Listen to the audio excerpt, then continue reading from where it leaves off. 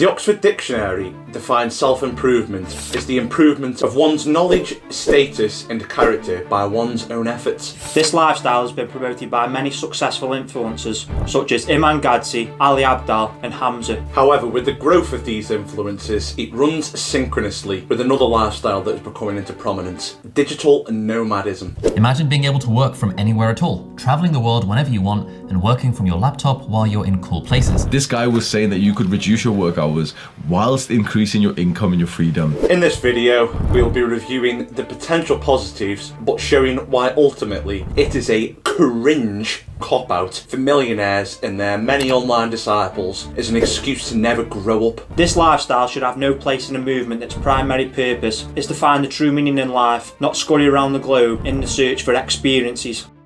One client told me his vision: I see myself retired, sitting on a tropical beach, drinking margaritas in the sunshine. That's not a plan, that's a travel poster. Now we're going to start off with Timothy Ferris Wheel, because when it comes to digital nomads, he very much pioneered the idea and the overlap of self-improvement came with it. This came from his very popular book released in 2007 called The 4-Hour Workweek. You've probably heard of it from every other self-improver out there. I mean, look at the cover. Here we've got a guy chilling on the beach whilst all his commitments are covered by some cheap foreign labour over on Fiverr. Nice. In this book he heavily promotes the idea of travelling as a lifestyle. He tells you how he spent June 2004 to September 2006 travelling around when he returned to the US in a zen-like state. When I think of zen, I think of yoga, and when I think of men doing yoga, I think, Tim, stop being a sussy chungus.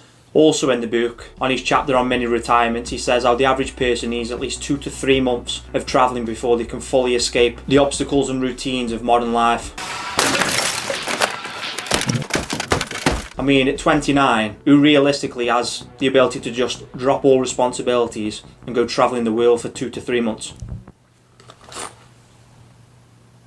Who's on the phone, mate? To you. No, Tim, I don't want to come travelling the world with you.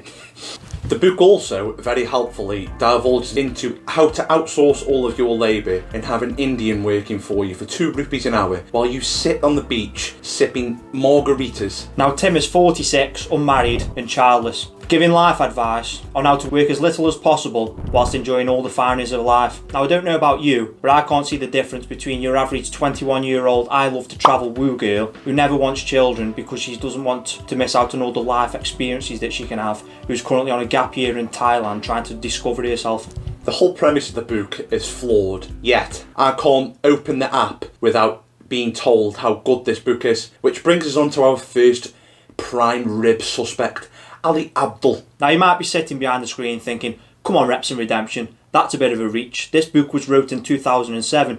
The average person clearly couldn't be going round on a beach doing all the work on a laptop. Well, Tim clearly did set the wheels in motion for this lifestyle, and here's Ali Abdaal's opinion on this. Now, this idea of new rich was a pretty radical idea when Tim Ferriss first suggested it in 2006, 2007. This has now become much more mainstream, and we have all these digital nomads. It's the key ideas from the book that's most changed my life, The 4-Hour Workweek. Now, as you can see by the videos we've just put on screen, Ali clearly says it's the most important book he's ever read and is actively chasing this lifestyle and perpetuating this lifestyle to his fan base. I mean, yeah, it's clear that he still very much agrees with this lifestyle. He's still posting YouTube shorts about how much he loves this book and it's the most important book of his life. And if you look on his second channel, 2 months ago, he just posted a video where packing 2 suitcases full of podcast equipment and just letting loose and travelling the world again. Letting his hair down. Now, at 5 milli subs and making £130,000 on video on average, yes, literally that much, and sitting at around 4 million revenue a year, he's selling hope to his young fan base whilst cashing in the profits off of all you sleazebags try and get millies. What the dog doing? Then there's Alex Becker's channel. Alex Becker grew his channel mainly as a self-improvement channel, but then quickly pivoted to crypto when he realised this was the next hot topic to exploit online. Now, Alex is constantly on Twitter telling people that you need to go and live in Thailand, make the most of the cheap living over there. Now, there is some truth to this, as we'll cover later in the video. Now, he's also on Twitter going on anti-natalist tirades, saying how kids are annoying and they can hold you back from building a business. We get a full 8 hours of sleep, and sometimes more. Thanks, we can play with other kids and and give them back. Have disposable income to spend on whatever we would like and don't have to spend on a kid. Most of this masculinity self-improvement style content is geared towards offering meaning and an ever-increasing meaning in this life. I don't see how being on Twitter, getting into the debate saying how kids are holding you back, I don't see how that's going to offer anything in terms of giving meaning to life. Yeah, man. Would you prefer be a successful millionaire sitting in a penthouse apartment in New York, yeah, with an empty apartment, or would you prefer be a broke guy happy with the pride of his family behind him? He's looked after him, he's gone work. Do you know what I mean? Yeah. You might have all the money, but you're broke when it comes to life and life experiences. Come on, dummy. So there's a clear correlation between this kind of lifestyle and the mentality of live, laugh, love. Now, if you're one of these free love, van life, hippie, nomad type people who has a plane wing emoji in the bio and the list of countries they've been to, how does that make you any different just because you've got a few millies behind you? You've both been to Dubai. At the end of the day, there's only so many quad bikes and girls that you can shit on before it all starts getting boring. I understand the difference between broke and rich travel. There is a massive gulf. But when you go to Thailand, which is quite an impoverished country anyway, how much of a difference are you really going to have? That's what I don't get. Well, I suppose that's the appeal to Thailand, isn't it? Yeah, Guys yeah. like us with not a great deal of money, we can go over there and be like, oh yeah, well, I'll live like a king. Yeah. And you'll see the p*** smashed. No, that was not real p***. That was a boy. Now, as we've alluded to before earlier on in the video, our main problem is with the digital nomadism is that it's creeping into self-improvement circles. This is a movement that's meant to be there for guys who are, let's say you're an incel, you're permanently online, you're looking at the perils of modern life and you're like, I need a way of getting around this. But you're the same person you were. You just work on a £2,000 laptop in a cafe in Bali having a monkey feed you a pina colada instead of being in an office block in London. How are you meant to get your deep work in? Do you know what I mean? These guys love quoting deep work, but at the same breath, how are you meant to get deep work done when you've got monkeys fighting over bananas next to you and wildebeest running into the beach? That doesn't really make sense to me. This is why I don't understand this digital nomad lifestyle, especially in self-improvement circles. Like I say, these guys are banging on about deep work. You need 4 hours of sitting down, having that Bill Gates vacation lifestyle of nothing can distract you. How are you going to do that when you've got sand up your hole and you're sitting away on an Apple Mac? You can't see it because the sun's glaring down on it.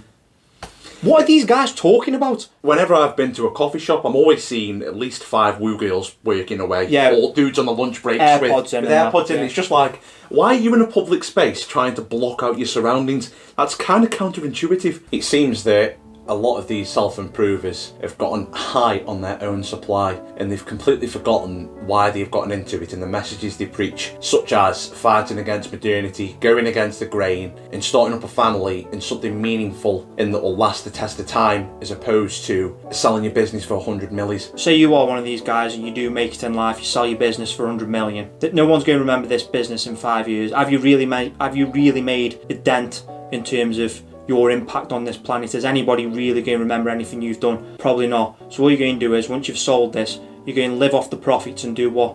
Sit on a computer on a beach. Yeah, it's not like everyone's Henry Ford. I'm not trying to put anyone down or anything, but let's face it, the modern world, most things have been made by now. The heroes are there. You've got outliers like autistic Elon Musk making flamethrowers and people loving him. But if you're chronically online, you aren't going to be making the next big thing. Now, you might have noticed all the culprits that we've mentioned earlier were millennials or older. There's a reason for this.